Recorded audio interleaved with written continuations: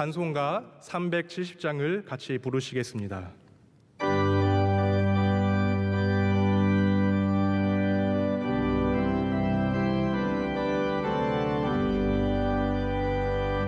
주 안에 있는 나에게 단 근심이 있으랴 십자가 밑에 나아가 내 짐을 풀었네. 주님을 찬송하면서 할렐루야 할렐루야.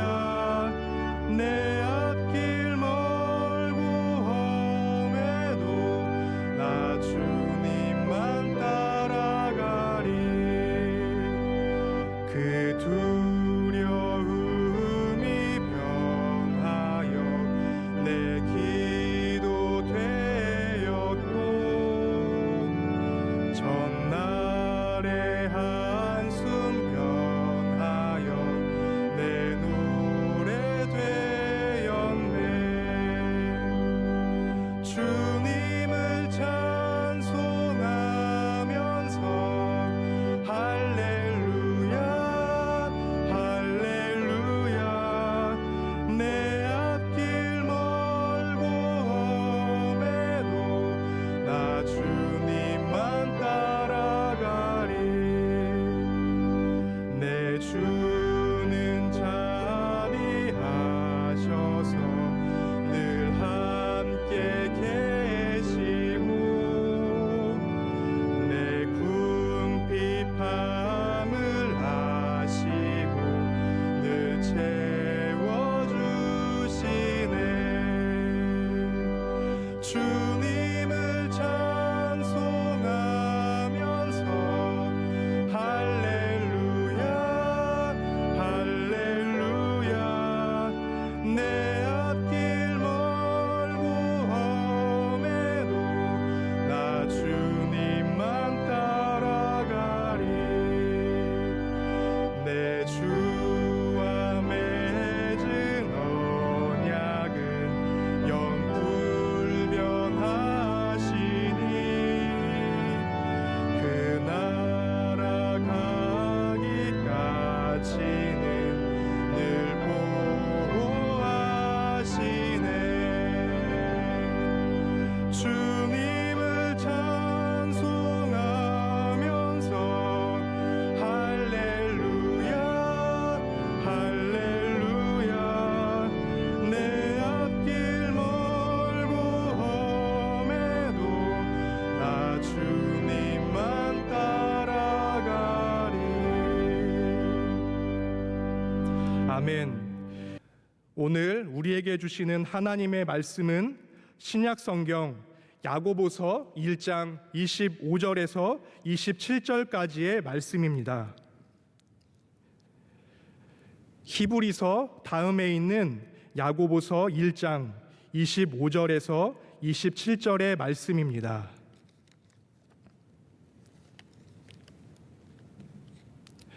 이 말씀을 같이 봉독하겠습니다. 자유롭게 하는 온전한 율법을 들여다보고 있는 자는 듣고 잊어버리는 자가 아니요 실천하는 자니 이 사람은 그 행하는 일에 복을 받으리라. 누구든지 스스로 경건하다 생각하며 자기 혀를 재갈 물리지 아니하고 자기 마음을 속이면 이 사람의 경건은 헛것이라. 하나님 아버지 앞에서 정결하고 더러움이 없는 경건은 곧 고아와 과부를 그 환난 중에 돌보고 또 자기를 지켜 세워 새 속에 물들지 아니하는 그것이라. 아멘. 이제 말씀으로 은혜 받는 시간입니다. 전 호남신대 총장이신 노영상 목사님께서 수직적 영성과 수평적 영성의 만남이라는 제목으로 말씀 전해 주실 때 큰 은혜의 시간이 될 줄 믿습니다. 오늘은 야고보서 1장에 있는 말씀을 가지고 그 수직적 영성과 수평적 영성의 만남에 대한 말씀을 드리고자 하겠습니다. 그 오늘날 신학대학에서 가르치는 과목 가운데 영성신학이라는 그 과목이 있습니다. 영성신학은 개신교에서는 한 1980년대부터 그 활발히 연구되기 시작했습니다. 가톨릭은 그 이전부터 영성신학이 많이 발전돼 있었는데 개신교는 한 1980년대부터 이제 연구되기 시작해서 요새는 신학대학마다 옛날에는 그렇지 않았었는데 21세기 들어서서 이제 영성신학 교수들이 다 이렇게 한두 분씩 있게 되었습니다. 이 영성신학이라는 분야는 커다랗게 이제 세 가지에 대해서 연구하는데 세 가지의 과제를 가지고 있습니다. 첫 번째는 영성신학이니까 영이라는 게 뭐냐? 인간이 영을 가지고 있는 존재라 그러잖아요. 그러니까 영이라는 거, 성령이라는 거 이런 것에 대한 정의를 하고요. 두 번째는 영성 훈련을 어떻게 시킬 수 있겠느냐? 우리가 영적인 훈련을 해야 되잖아요. 훈련하는 방법이 뭐냐? 이제 이런 과제를 두 번째로 가지고 있습니다. 마지막 세 번째는 영적 성장의 단계가 있다라는 거예요. 사람이 성도님들이 다 똑같은 것 같아도요. 그 신앙적으로 고수가 있고 또 고수가 되지 못한 분도 있고 이 영적 성장의 단계들이 있다라는 거예요. 결정적인 영적 성숙의 그 특징들이 있다라는 것을 또 연구를 했습니다. 이러한 이제 20세기의 영성신학 분야에 있어서 우리나라에도 많이 소개되고 아주 세계적으로 20세기를 풍미했던 영성신학자 가운데 이 웬만큼 이 신학서적에 좀 관심 있는 사람들은 다 아는 그 사람들입니다. 헨리 나웬이라는 우리 뭐 원로 목사님 또 담임 목사님 다 설교 중에 언급한 사람인데요. 헨리 나웬이라는 그런 사람이 있고 또 한 명이 유명한 사람이 리처드 포스터라는 사람이 있습니다. 다 들어보셨죠? 안 들어봤나요? 저기 우리 부목사님은 들어보시고 나머지 분들은 두 분이 유명합니다. 헨리 나웬하고 리처드 포스터라는 사람이 영성신학의 유명한 사람인데 이 사람들의 책은 그 거의 다 우리나라에 번역되어 있습니다. 이 사람들의 책이 10여 권씩. 그러니까 뭐 그 책이 나오는 족족 거의 다 안 번역된 것도 몇 권 있긴 합니다만은 거의 다 번역돼 있습니다. 그래서 제가 오늘 설교 서두에 이 사람들의 책 가운데 중요한 책 두 권을 제가 한번 소개하도록 하겠습니다. 우리가 어떻게 그 영성을 훈련시킬 수 있을 것인가에 대한 중요한 두 권의 책입니다. 헨리 나웬이라는 사람의 책 가운데 영적 발돋움이라는 책이 있습니다. 아마 부목사님은 읽어보셨을 것이고 성도님들은 거의 한번 안 읽어보셨을 거예요. 오래전에 나온 책인데 영적 발돋움. 이 영어로서는 reaching out이라고 이렇게 돼 있는데 이 뻗어나간다라는 뜻이에요. 그러니까 영적 성장의 운동이 세 가지의 운동이 있다라는 거예요. 그러니까 그 우리가 영적으로 성장한다라는 것은 세 가지 요소로 성장하는 거예요. 첫 번째는 위로 성장하고, 두 번째는 옆으로 성장하고, 마지막으로는 뿌리로 나무의 성장과 같이 나무가 위로 성장하고 옆으로 성장하고 또 뿌리로도 성장해야 되잖아요. 뿌리 없이 성장할 수 없잖아요. 그래서 이 깊이로 성장하는 이러한 세 가지의 그 운동이 있다. 아래로의 성장이라고도 이제 불렀는데요. 그 헨리 나웬의 영적 발돋움의 그 영성 훈련 방법이 위로 성장해야 된다. 또 어디로 성장해야 된다? 옆으로 성장. 그 다음에 아래로 이렇게 성장해야 된다. 이게 위로 성장한다라는 것은 하나님과의 만남을 얘기해요. 하나님과 바른 관계를 가져야 된다. 영적으로 성장하는 기도 열심히 하고 성경 묵상하고 이 위로 성장을 해야 된다라는. 그러나 그것만으로 그 영적 성장이 마무리되는 게 아니라 옆으로 성장해야 된다. 이 옆으로 성장한다라는 것은 이웃 사랑을 얘기하는 겁니다. 이웃을 향해 나가야 된다라는 거예요. 이웃을 사랑하는 실천을 해야 된다라는 거예요. 그 다음에 이제 아래로 성장한다라는 것은 뭐를 그 말하겠습니까? 아래로 성장한다라는 것은 나 자신과의 깊은 관계를 갖고 있어야 된다라는 거예요. 그러니까 영적 성장이라는 것은 세 가지 요소가 있는데 하나님을 만나고, 두 번째는 누구를 만나야 된다라는 거예요. 이웃을 만나고, 세 번째는 누구하고 또 만나야 된다는 거예요. 자기 스스로를 잘 알아야 된다는 거예요. 자기 스스로를 알고 만나야만 우리가 진정한 영적인 성장을 할 수 있다. 이게 이제 헨리 나웬의 그 Reaching Out, 영적 발돋움이라는 책을 제가 한 3, 4분 만에 이제 그 서머리한 거라고 볼 수 있습니다. 다음에 이제 리처드 포스터라는 그 개신교 학자인데 영적 성장을 위한 제자 훈련이라는 책이 있어요. 우리나라도 여러 출판사에서 번역이 됐습니다. 영적 성장을 위한 제자 훈련인데 이 사람은 영성 훈련을 세 가지로 똑같이 또 얘기해요. 제일 처음에 내면 훈련, 두 번째는 외면 훈련, 세 번째는 공동체 훈련. 세 가지의 훈련이 있다라는. 제일 처음에 뭐 우리 그 저기 몇 분 여기 나와 계십니다만은 그래도 반응이 있어야 제가 설교가 될 것 같은데.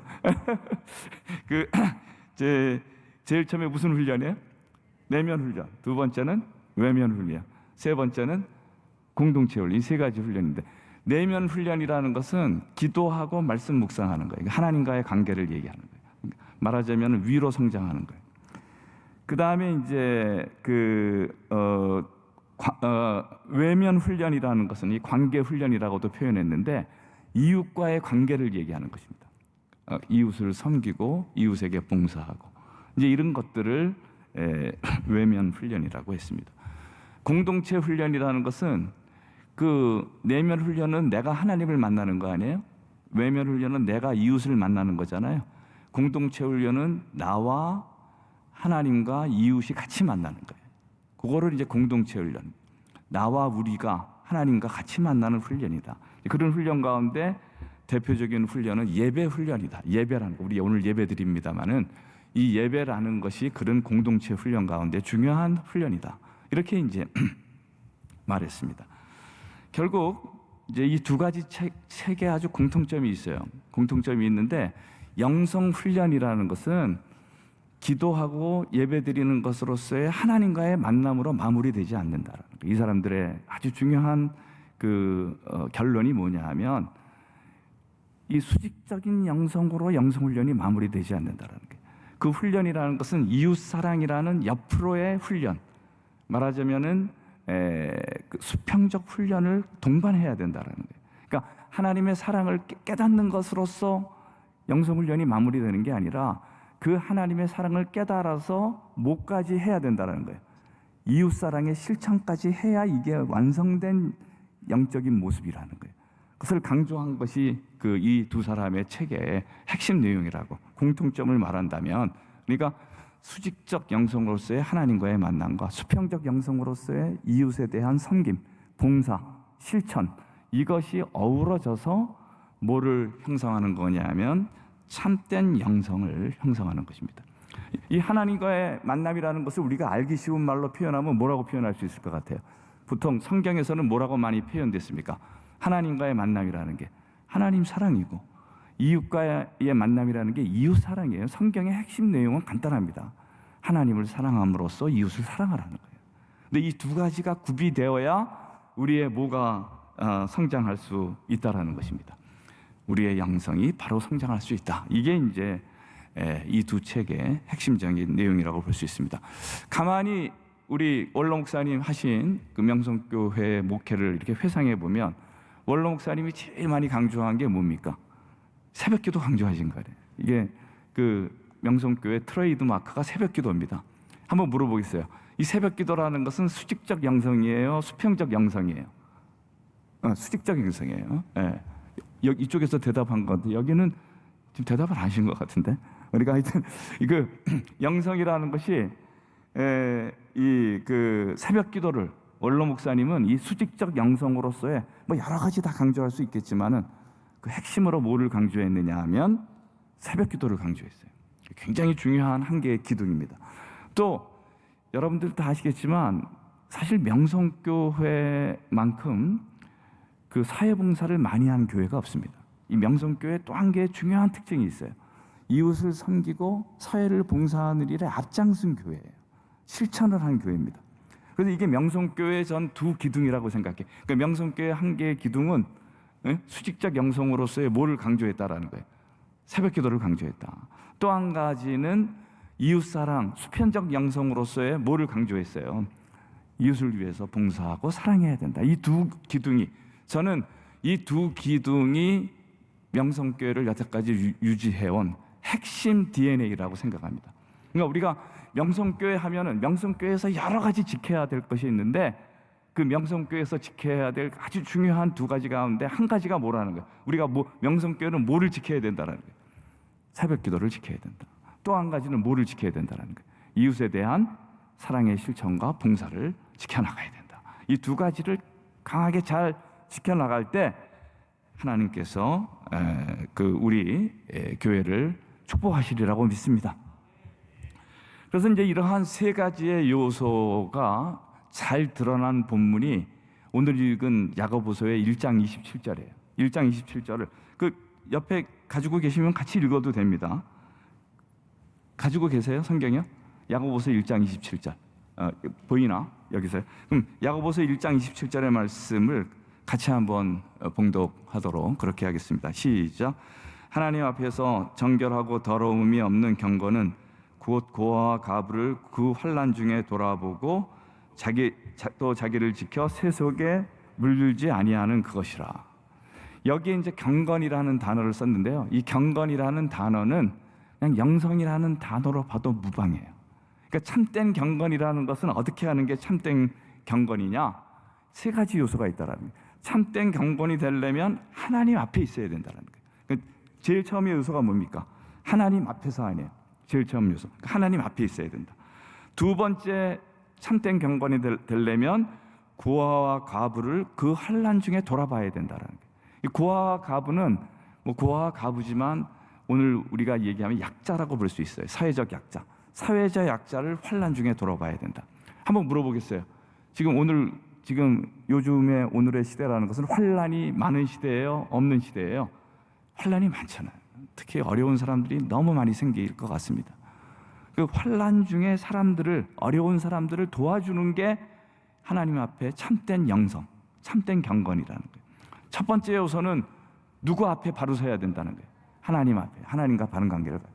두 번째 요소는 뭐를 돌봐야 된다는 거예요. 고아와 가부를 뭐 중에 돌봐야 된다? 코로나 중에 돌봐야 된다는 거예요. 네?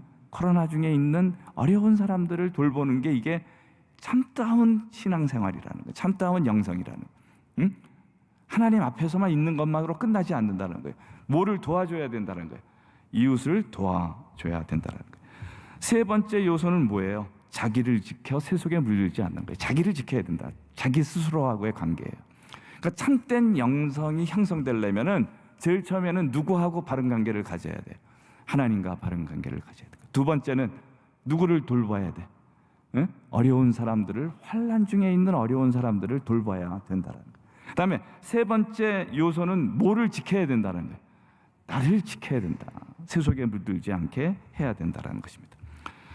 우리는 이 내용을 어떻게 간단히 정리할 수 있느냐 하면, 첫 번째는 하나님과 만나야 된다. 진정한 영적인 생활을 하려면 하나님과 만나야 된다. 두 번째는 자신을 거룩하게 지켜야 된다. 그죠? 스스로의 훈련을 해야 돼요. 자기 스스로의 인격과 덕성을 쌓아나가야 되는 겁니다. 스스로 지켜나가야 돼요. 세 번째는 마지막으로는 뭐를 위한 실천을 해야 되는 거예요. 사회적 약자들을 위한, 환난 가운데 있는, 어려운 가운데 있는 사회적 약자들을 도와주는 일을 해야 돼요. 이 세 가지가 완전히 잘 형성됐을 때, 그때 그 사람은 뭐를 구비하게 되는 거예요? 훌륭한 영성을 구비하게 되는 거예요. 오늘 요 성경의 말씀을 여기 뭐라고 말했습니까? 하나님 앞에서의 진정한 정결하고 더러움이 없는 경건. 이 경건을 다른 말로 뭐라고 표현했어요? 영성이라고 표현했어요. 영성. 참된 영성이라는 게 뭐냐? 이 세 가지의 요소를 갖는 것을 말하고 있는 것입니다. 다시 정리하면 바른 영성이라는 것은 하나님과의 만남을 통해서 이웃 사랑의 실천을 구현해 나가는 거예요. 이 하나님과의 만남으로 끝나서는 안 됩니다. 그럼 절름발이 신앙이에요.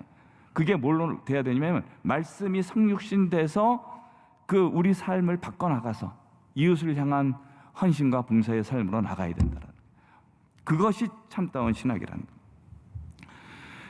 그렇게 이제 이러한 신앙생활을 하려면 어떤 사람이 돼야 되느냐? 이제 이러한 신앙생활에 필요한 게 있어요.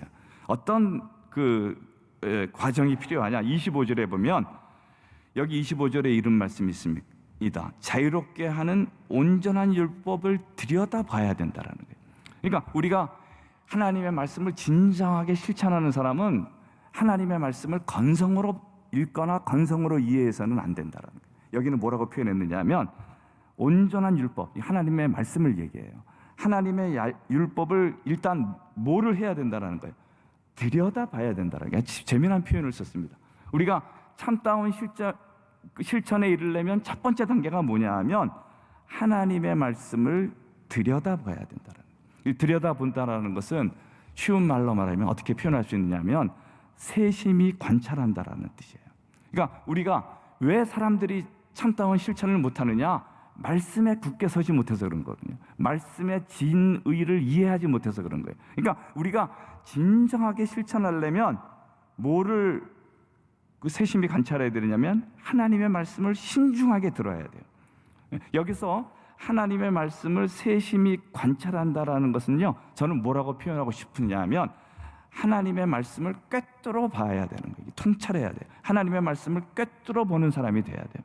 그러니까 하나님의 말씀을 피상적으로 건성으로 보는 게 아니라 하나님의 말씀을 꿰뚫어 보는, 하나님의 말씀의 본질을 꿰차고 있는 그런 사람이 돼야 된다라는 것을, 그래야만 그 하나님의 말씀의 본질에 접해 있는 사람이 되어야만 우리가 뭐에 나갈 수 있느냐. 왜 사람들이 실천에 힘이 없느냐?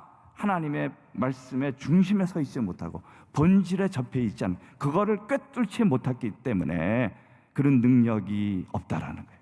그러니까 우리가 여기서 아주 중요한 게 있어요. 우리가 이웃사랑의 실천을 하려면 뭐에 집중해야 된다라는 겁니까? 말씀에 집중해야 돼요. 거기를 꿰뚫어 봐야 돼요. 세심히 관찰해야 돼요. 이제 그러한 것을 여기에서 언급하고 있는 것입니다. 성경을 읽고 들었다고 해서 주님의 축복이 임하는 게 아니에요. 우리는 많은 사람들이 그냥 성경을 읽고 그냥 성경을 들으면은 그걸로 끝나는 것이다, 이렇게 생각. 거기에서 축복이, 성경은 여기 25절에 뭐라고 표현하고 있느냐면 그 행하는 일에 복을 받으리라고 표현하고 있어요. 우리가 물론 성경을 읽는 일 자체도 복을 받아요. 그러나 하나님의 결정적인 복을 받으려면 그 읽는 것을 뭐를 해야 돼? 하나님의 율법을 이해할 뿐만 아니라 그것을 뭐에 옮겨야 된다는 거예요. 행함으로 옮겨야 돼. 행함으로 옮기는 그 사람에게 복이 있다라는 거예요. 아주 결정적으로 표현하고 있습니다. 행하는 일에 복이 있다라는 거예요. 율법을 듣고 하나라도 실천해야 거기에 하나님의 축복이 있다라는 거예요. 실천하지 않는 사람에게는 주님의 축복이 상관없다라는 거예요. 우리가 실천해야 됩니다. 부모님을 공경하라 그랬죠. 성경에 부모님을 기쁘시게 하고, 그죠? 약자에게 힘이 되고 겸손히 행하고 또 열심히 기도하고 그러한 실천의 그 행함을 보일 때 거기에 뭐의 축복이 넘치게 된다라는 거예요. 하나님의 축복이 넘치게 된다라는 것을 오늘 우리가 이 본문을 통해서 다시 한번 깨닫게 되는 것입니다. 우리가 많은 사람들이 율법을 듣기만 하면은요, 그 율법에 매여 있지 율법으로부터 자유롭지 못하게 돼 있어요. 네? 율법이라는 것은 듣는 것만으로 충분하지 않습니다. 그죠? 듣는다라는 것은 매여 있기만 하는 거예요. 근데 그것만으로 우리는 다 되는 것이 아니라 율법으로부터 자유로워야 되는데, 율법으로부터 언제 자유로워지느냐? 우리가 율법을 행할 때 참다운 하나님의 자유가 우리에게 임한다라는 것을 다시 한번 깨닫게 되는 것입니다. 제가 오늘 아주 중요한 얘기했잖아요. 어떤 신앙이 진정한 신앙이라는 거예요. 하나님의 말씀을 듣고 그것을 뭐에 옮겨, 하나님과 만나서 그것을 뭐에 옮겨야 된다라는 거예요. 실천에 옮겨야 된다. 근데 실천에 옮기는 방법이라는 것은 뭐를 세심히 관찰해야 된다라는 거예요.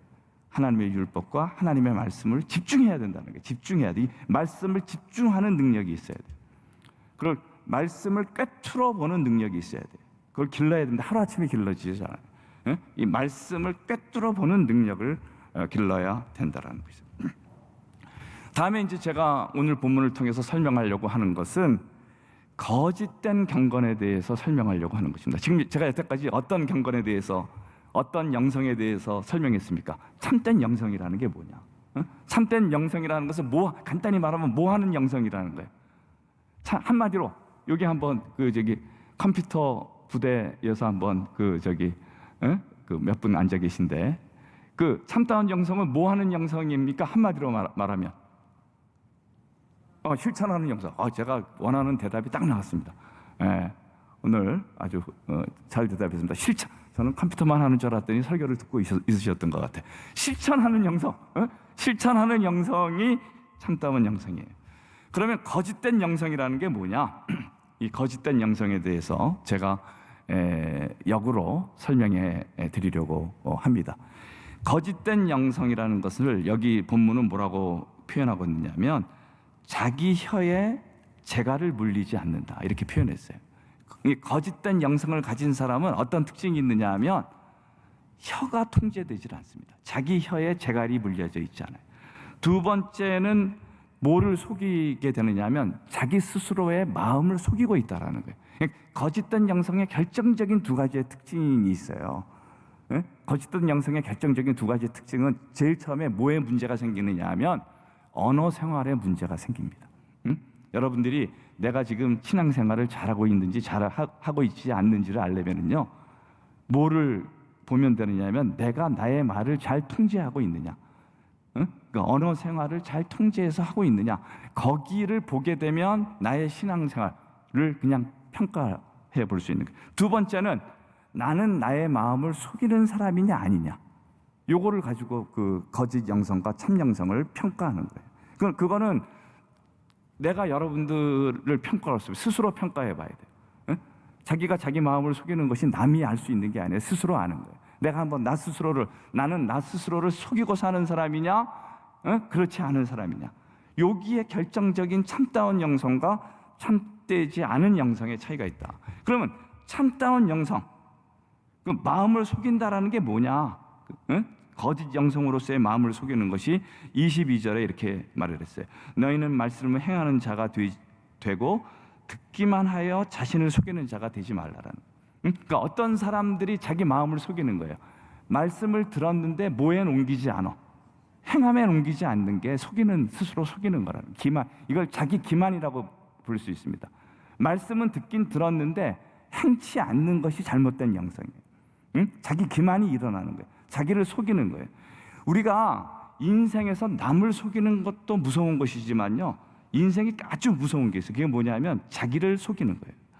자기를 기만하는 삶을 살면 이 인생이 끝장나게 돼 있습니다. 그러니까 이 자기 기만의 삶을, 우리의 마음과 양심을 속이는 삶을 살아나가지 말아야 된다. 위선적 삶을 살아나가지 말아야 된다. 요거를 표현하고 있는 말이라고 볼 수 있습니다. 두 번째 또 하나의 중요한 특징이 있는데, 거짓 영성의 사람의 또 하나의 중요한 특징은 말에 뭐를 물리지 않느냐 하면, 이 말이라는 게 홀수를 얘기하는 게 아니잖아요. 이 말, 입으로 하는 말이잖아요. 입으로 하는 말에 재갈을 물리지 않는다. 재갈을 물리지 않는다는 건 통제를, 자기 말을 스스로 자기 말을 하는데 자기도 자기 스스로의 말이 통제가 안 되는 거예요. 이거는 뭐에 문제가 있는 거냐면 영적 생활에 결정적인 문제를 가지고 있는 것입니다. 어떤 사람은요, 함부로 말하는 사람들이 있어요. 함부로 말하는 사람은 절대 올바른 행동을 못하게 돼 있습니다. 그러니까 사람이라는 것이 행동을 제대로 하려면 뭐부터 바로잡아야 되느냐 하면 언어부터 바로잡아야 돼요. 오늘 제가 그거를 강조하고 싶습니다. 그러니까 말이 잘못되면 행동도 잘못되게 되는 거예요. 어떤 사람들이 가만히 보면 남에게 상처 주는 말과 행동을 하고도 그걸 모르는 사람들이 있어요. 내 말이 다른 사람들에게, 내가 이렇게 말했을 때 우리 와이프가 얼마나 힘들어할 거냐, 모르는 사람들이 있습니다. 이런 사람들은 왜 그런 현상이 일어나냐면 영적인 문제가 있는 거예요. 영성에 결정적인 문제가 있기 때문에 그런 일이 생겨난다라는 것을 우리가 다시 한번 깨닫게 되는 것입니다. 여러분, 이 말이라는 게 얼마나 중요한 거냐면, 말이라는 게요, 사람을 살리기도 하고 죽이기도 하는 거예요. 이게 무서운 거예요. 여러분들이 이 말 조심을 해야 됩니다.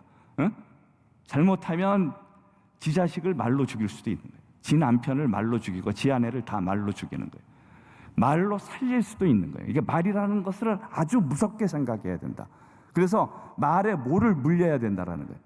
통제를 해. 재갈을 물려서 이걸 컨트롤을 하지 않으면요, 삶이 완전히 딴 길로 가게 돼 있다라는 거예요. 말이라는 것은 그 사람의 자기의 존재를 드러내는 겁니다. 존재의 표현입니다. 이 말이 덜 된 사람들은 뭐가 덜 됐기 때문에 말이 덜 돼요. 어떤 사람은 말이 안 되는 얘기를 하는 사람이 있어요. 이 사람들은 뭐가 안 됐기 때문에 그런 거냐면 인격이 덜 됐기 때문에 그런 거예요. 그러니까 인격이, 그 사람의 본질이 잘못되어 있으면 말이 틀리게 돼 있습니다. 오늘 그거를 다시 한번, 그 사람의, 여러분들이 어떤 사람의 본질을 가장 빨리 파악할 수 있는 길이 뭐냐 하면, 내가 이제 저 사람에 대해서 알고 싶다 그러잖아요. 저 사람이 입고 있는 옷, 그 사람의 화장품 뭐 이런 거, 그 사람이 타고 다니는 차, 이런 거 봐가지고 그 사람을 알게 되는 게 아니에요. 사람의 본질을 파악하려면 그 사람의 뭐를 파고들어야 되느냐 하면 말을 파고들어야 돼요. 응? 오늘 그거 한 개 알려드릴게요. 그러니까 이 사람이 어떤 사람이냐라는 것을, 제가 사람을 이렇게 분석하는 방법을 알려드릴게요. 사람이라는 것이, 이 말이라는 게 마음의 창과 같은 거예요. 그 말로 통해 보면 그 사람의 내면의 모든 것들이 보이기 시작하는 겁니다. 이게 말이라는 게 굉장히 중요한 거예요. 그러니까 말로 상대의 말을 조용히 들어보면 그 사람 말 속에 그 사람의 의도와 본질이 박혀 있는 거예요. 그 사람을 알 수 있는 거예요. 그러니까 여러분들의 사모님 또 남편 제대로 알아보려면 뭐를 열심히 들어봐야 돼요? 말을 열심히 들어봐야 돼요. 그러면 그 사람을 알 수 있게 되는 거예요. 아울러 말 속에는 그 사람의 그 행동의 미래가 있어요. 이제 이 사람이 어떤 사람이 될 것이고 어떤 행동을 할 것인가, 이 사람이 결국은 어떤 행동을 할 것인가, 미래에 어떤 사람이 될 것인가, 그게 어디에 이미 암시되어 있느냐 하면 말에 다 암시되어 있어요. 그러니까 여러분들의 자녀들의 미래를 알고 싶잖아요. 미래를 알고 싶으려면 점쟁이 찾아갈 필요가 없어요. 그러니까 뭐를 들어보면 그 아이의 미래가 나오는 거예요. 말을 들어보면 그 아이의 미래가 나와요. 오늘 요거를 내가 알려드릴게요. 굉장히 중요한 것입니다. 그러니까 사람들이 뭐를 신중히 들을 수 있는 능력을 길러야 되느냐 하면 말을 신중히 듣고 말을 꿰뚫어 볼 수 있는 능력을 길러야 돼요. 이거 굉장히 우리 삶에 있어서 엄청난 힘을 가져다 주는 것입니다. 말을 들을 수 있는 힘이에요. 그러니까 말을 듣고 말을 잘할 수 있는 힘을 길러야 되는 거예요. 이게 우리의 삶을 결정하는 아주 중요한 것이라고 볼 수가 있습니다. 어떤 사람이 미래에 이 사람이 살 사람인지 죽을 사람인지, 다른 사람을 해칠 사람인지 다른 사람을 행복하게 할 사람인지 알고 싶잖아요. 여러분도 여러분 스스로에 대해서 알고 싶지 않습니까? 내가 살 사람인지 죽을 사람인지, 내가 다른 사람을 행복하게 할 사람인지 불행하게 할 사람인지 알고 싶잖아요. 그걸 알고 싶으면은 뭐를 보면 되느냐 하면 언어 생활을 보면 돼요. 언어 속에 이미 다 자기의 모든 미래가 암시되어 있는 거예요. 그거를 다시 한번 여러분들이 느끼시는 여러분들이 되시기를 바랍니다.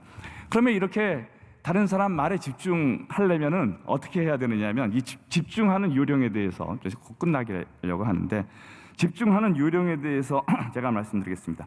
다른 사람들의 말을 집중해서 그 말을 통해서 그 사람들의 본질을 파악하는 데까지 이르려면, 그런 집중력을 가지려면 어떻게 해야 되느냐면, 첫 번째는 어떻게 해야 되느냐면 일단 말수는 줄여야 돼요. 뭐를 줄여야 돼? 말수를 줄여야 돼.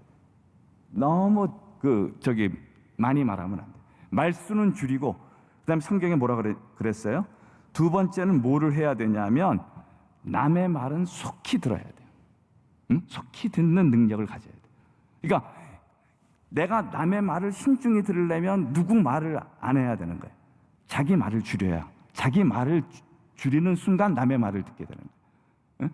이게 이제 남의 말을 속히 듣는다는 게 이거하고 비슷한 겁니다. 우리가 이제 뭐 유현진이나 세계적인 메이저리그 피처들은 이거 던지면은요, 투수로부터 포수까지 공이 가는 시간이 0.5초예요, 보통. 0.5초 만에 투수에게서 공이 떨어져 가지고 캐쳐가 받는 거거든요. 그 0.5초 만에 타자는 뭐를 해요? 그걸 노려보고 있다가 히트를 쳐야 되는 거 아니에요? 예? 근데 얼마나 그 집중을 해야 되겠습니까? 근데 여러분들이 그 한번 메이저리그 그 투수들이 던지는 공을 한번 옆에 가서 한번 보십시오. 우리는 눈에 보이지도 않습니다. 그 속도로. 근데 그거를 또 메이저리그 타자들은 어떻게 하는 거예요? 그거를 속히 보고 거기에 배트를 날려가지고 쳐내는 거 아니에요. 우리가 말을 듣는다라는 것도 마찬가지예요. 이 말이라는 게 굉장히 빨리 진행되는 거거든요. 이게 말이라는 것이 그것을 파악하고 꿰뚫어 보기가 굉장히 어렵습니다. 그건 훈련이 필요해요.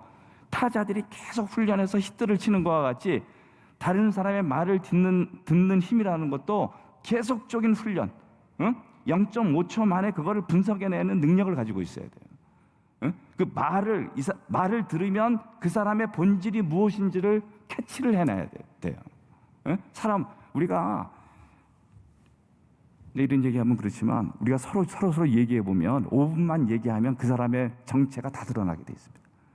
여러분들이 그런 능력을 좀 기르시길 바랍니다. 말을 듣는 능력을 길러야 돼요. 모든 사람의 정체가 5분만 얘기하면 다 드러나는 거예요. 이 사람이 생각하고 이 사람의 가치관과 이 사람이 뭐를 추구하고 있는지가 말 한마디 속에 다 들어가 있다는 것을, 그러한 훈련, 유심히 들을 수 있는 훈련을 우리가 갖는 것이 필요하다라는 것을 우리가 이 야고보서의 말을 통해서 깨닫게 되는 것입니다. 사람들이 이제 진정한 영성을 갖지 못하게 되면, 쉽게 말하면 자기 스스로를 진정한 영성을 갖지 못하게 되면은 자기의 스스로를 속이게 된다 그랬잖아요. 자기의 마음을 속이게 되는 것인데, 이 자기의 마음을 속이는 결정적인 모습이 뭐냐 하면, 사람들이 자기가 자기 스스로의 모습을 옆에 있는 사람들에게 속이는 방법이 있어요. 이 성경에 뭐라고, 이게 좀 찾아내기는 힘든 말이지만은 자기의 내면 세계를 다른 사람들에게 위장하는 방법이 있어요. 이게 그렇게 되면 대화가 안 되는 거 아니에요? 대화가 안 되고 스스로를 속일 뿐만 아니라 남들도 속이는 것인데, 그렇게 자기를 위장하는 대표적인 방법이 뭐냐면 말을 하면서 뭐를 하는 거냐면 성을 내는 거예요. 성 낸다라는 거 아시잖아요. 한번 물어보겠어요. 성을 내게 되면 말이 되겠어요? 이어지겠어요? 안 이어지겠어요? 절대 이어지지 않습니다.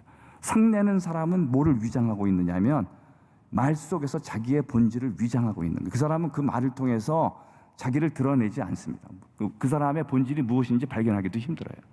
이렇게 되면은 사람이 뭐가 안 되느냐 하면 대화가 안 되게 돼 있어요. 그러니까 결국 이 성낸다라는 것은 하나의 위장 전술이고, 더 나아가서는 뭐라고 볼 수 있느냐 하면 언어 상실증하고 같은 거예요. 그러니까 언어로 표현이 안 되는 거예요. 그러니까 그냥 계속 화를 내고 분노를 표출하고 성을 내고 그러는 거예요. 그게 왜 그런 거냐면 하나님의 의의 본질에 접해 있지 않기 때문에 그렇다. 여기 성경은 그렇게 얘기하고 있어요. 자기의 본질에 접해 있지 않기 때문에 그런 거예요. 그렇게 되면은 문제가 된다라는 것을 우리가 다시 한번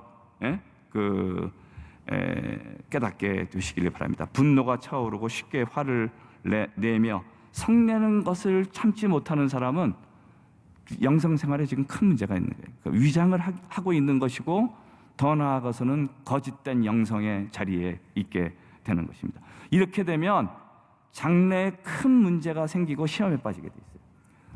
이 사람이 지금 한 몇 달 있다가 어떤 사람일 것이냐, 뭐를 딱 보면 아느냐 하면 성내는 사람이냐 성내지 않는 사람이냐 보면 금방 알 수 있어요. 성내는 사람은 순탄한 길 가기 힘듭니다. 그거부터 빨리 줄여야 돼. 이게 왜 성을 내는 거냐? 말씀의 본질에 접해 있지 않기 때문에 그런 거예요. 일종의 언어가 무너진 거예요. 자기의 언어적인 삶이 무너진 거예요. 그리고 자기의 언어 속에 자기의 본질을 실어 담지 못하는 거예요. 조금 어렵게 설명했나요? 이제 그것을 우리가 다시 한번 깨닫는 여러분들이 되시기를 바라는 것입니다. 제가 오늘 여러분들에게 이제 설교를 마치고자 합니다.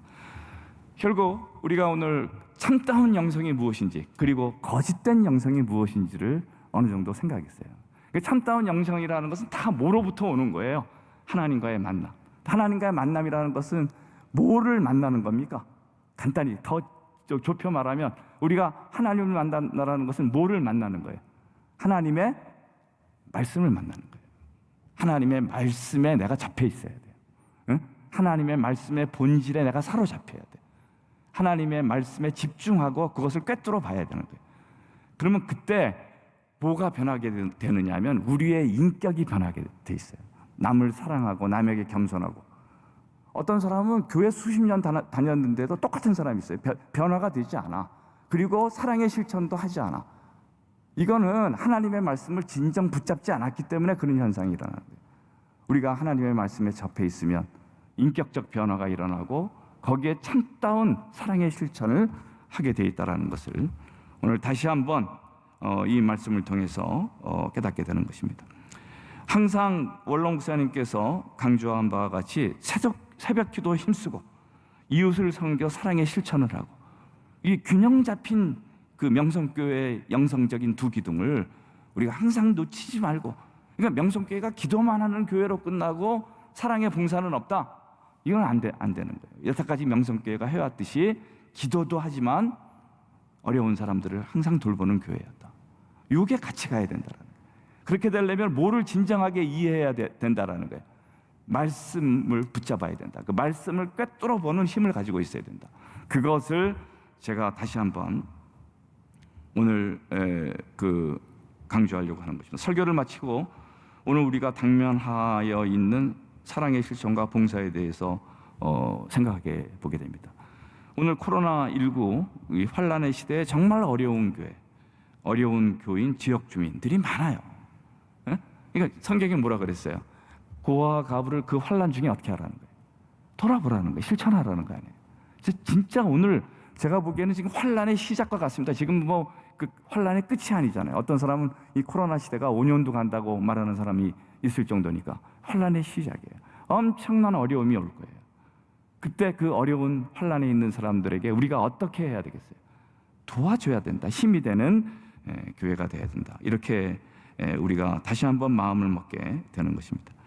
교회가 지금 명성교회가 이를 위해 노력하고 있는데 여유 있는 분들은 정성껏 이러한 일들에 앞장서는 것이 저는 필요하다고 생각합니다. 그게 기독교 정신이고 명성교회의 DNA다. 이렇게 생각하시면 되겠습니다. 코로나19 팬데믹으로 앞으로 어려운 많은 사람들이 생길 것인데 이 명성교회가 그러한 어려운 사람들을 위해서 이 교회와 사회를 위해서 작은 헌신을 다해 나가는 그런 교회가 될 때, 그죠? 그런 교회가 될 때 하나님께서 이 교회를 축복하시리라고 저는 믿습니다. 자, 이 야고보서에 나타나는 축복의 원리가 있잖아요. 어떤 사람들에게 축복이 임한다는 거예요. 제가 읽었잖아요. 어떻게 해야 복이 임한다는 거예요. 행해야 임한다는 거예요. 실천해야 된다는 거예요. 행하는 일에 하나님의 축복이 있다라는 거예요. 그거를 여러분들이 명심하시면서 명성교회가 앞으로 지금 명성교회가 좋은 지금 또 새로운 계기를 만들려고 하고 있습니다. 더 열심히 기도하고 깨어 기도하고 원로 목사님께서 계속 강조하시는 바와 같이 기도 열심히 하고 어려울 때일수록 기도 열심히 하고 두 번째는 우리가 환난난에 있는 사람들을 어떻게 해야 되겠다는 거예요. 돌봐야 되겠다. 이 기도의 하나님과의 만남이 이웃과의 만남으로 연결을 시키는 것이 참다운 양상이다. 그거를 오늘 다시 한번 생각해 가면서, 그죠? 우리 그래도 뭐 9월에도 함께 외치고 끝내야 될 것 같은데 첫 번째는 기도 열심히 하자 그러고 두 번째는 뭐라고 해야 되나? 어려운 사람들을 도와주자 이렇게 할까요? 그 두 가지 하고 마치죠. TV에 나온 사람들도 이게 다 손 한번 들으시죠. 사람도 없는데 좀 큰 소리로 하세요. 기도 열심히 하자. 처음에 기도 열심히 하자.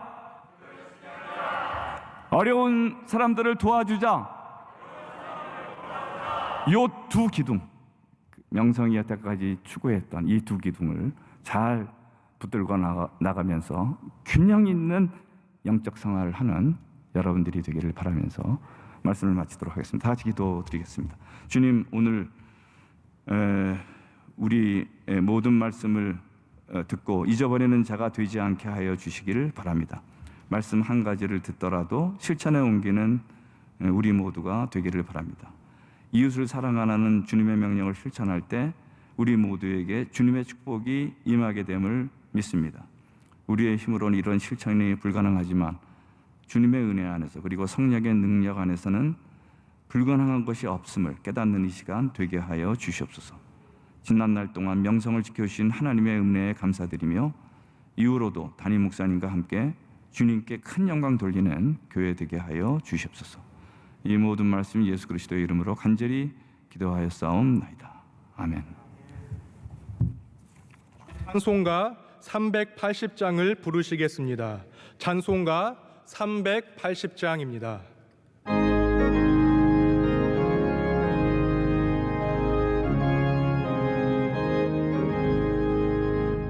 나의 생명 되신 주 주님 앞에 나아갑니다. 주의 흘린 보혈로 정케하사 받아주소서. 날마다 주를 찬송하겠네. 주의 사랑 줄로서 나를 굳게 잡아매소서. 괴로운 세상 지낼 때 나를 인도하여 주소서.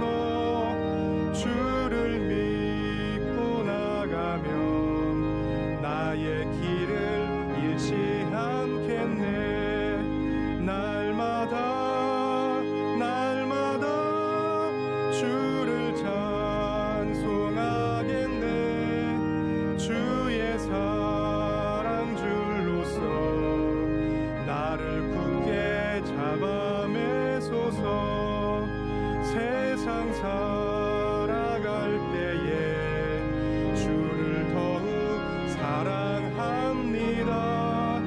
밝고 빛난 천국에 나의 영혼 들어가겠네. 날마다 주를 찬송하겠네. 주의 사랑 줄로서 나를 굳게 잡아매소서.